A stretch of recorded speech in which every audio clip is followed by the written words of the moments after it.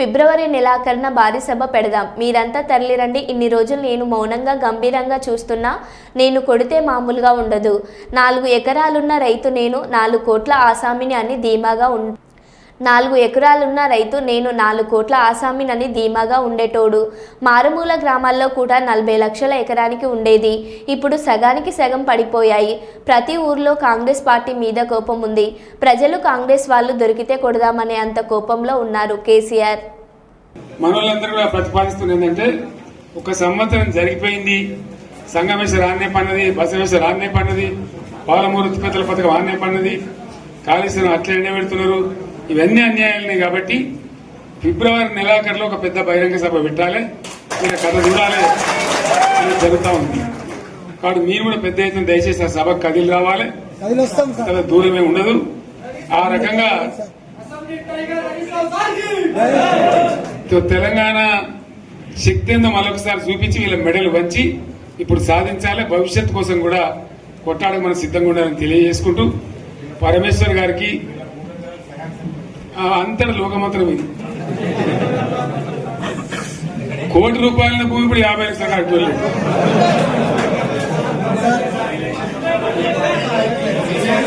ఈ ఒక్కని బాధ ఒక ఆయన వచ్చింది, మన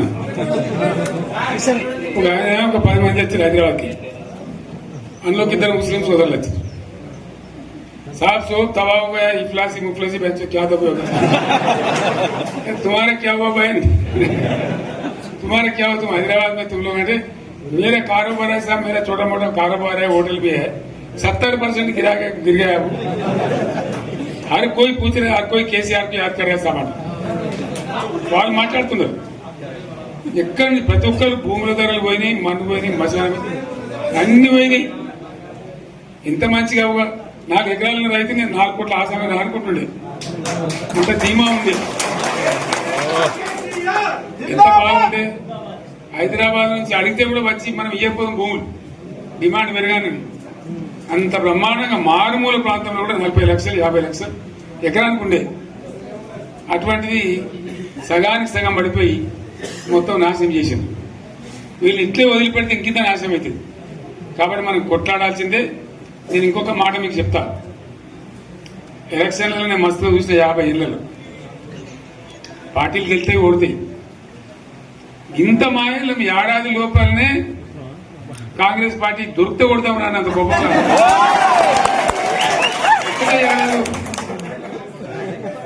ఇంకా వాళ్ళ పొంద తెలివికి నిన్న వారి పార్టీ మంది పెట్టలు అదేందో పోలింగ్ పెట్టిన వాడు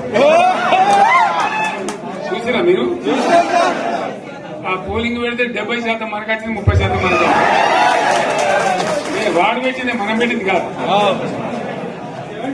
75 ఇది పరిస్థితి. అదే నేను ఏమంటున్నా అంటే, ఫామ్ హౌస్ అంటే ఏముంటది, వారి ఉంటది, మాకు ఉంటది, అల్లం ఉంటది. కాంగ్రెస్ వాళ్ళు ఎంత మంచి చేస్తే పారబడి తవ్వచ్చు కూడా లంగత. దీన్ని ఫామ్ హౌస్ అని మనం బదనాం చేసి అంతే కదా. నేను ఏమంటున్నా అంటే, అన్ని మబ్బులు వీడిపోయినట్టు ప్రజలకు అన్ని తెలిసిపోతున్నాయి. మంచి ఏంది, చెడ్డ ఏంది, ఏం జరిగింది అన్ని ఇంకా ఘోరమైందని చెప్తున్నా. వీళ్ళ తెలియదక్కతనానికి ఏమైంది? నిన్న మొన్న రిపోర్ట్ వచ్చింది. Comptroller and auditor general of India అని కాగ్ అంటారు దాన్ని. కాగ్ రిపోర్ట్ వచ్చింది. పోయిన సంవత్సరం మన గవర్నమెంట్ లో వచ్చిన ఆదాయం కంటే 13,000 కోట్ల రూపాయల ఆదాయం తగ్గిపోయింది. ఇంకా మార్చి పోయేవారికల్లా ఇంకో 3-4 వేల కోట్లు, అంటే 15,000 కోట్ల ఆదాయం పోతుంది. మన గవర్నమెంట్ ఉన్నప్పుడు ప్రతి ఏడాది 15,000 కోట్లు పెంచుకుంటూ పోయినాయి, చెప్పేసుకుంటూ పోయింది. ఏడాది 10 నుంచి 15,000 కోట్ల ఆదాయం పెరిగేది మన టైంలో. అంత జాగ్రత్తగా మనం వ్యవహారం చేస్తాం. ఇలా ఉల్టా 15,000 కోట్లు పడిపోయింది. ఇంకా వాడేమి ఇస్తాడుగా, ఇంకో ఇస్తారా? ఇంకో 4-5 నెలలైతే జీతాలకే కష్టమైంది. దొడ్డు అందరు పెండింగ్ పెట్టి రిటైర్ అయిన దొరుకుతలు పైసలు మీరు చూస్తారు కదా పేపర్లలో. సో ఆ విధంగా రాష్ట్ర ఆర్థిక పరిస్థితిని కూడా దివాలా తీయించారు. ఇవాళనేం కాదు, 100% ఇప్పటికే ప్రజల నిర్ణయానికి వచ్చిండ్రు. డెఫినెట్ గా రాబోయే గవర్నమెంట్ మనదే అని అనుమానం కూడా అవసరం లేదు.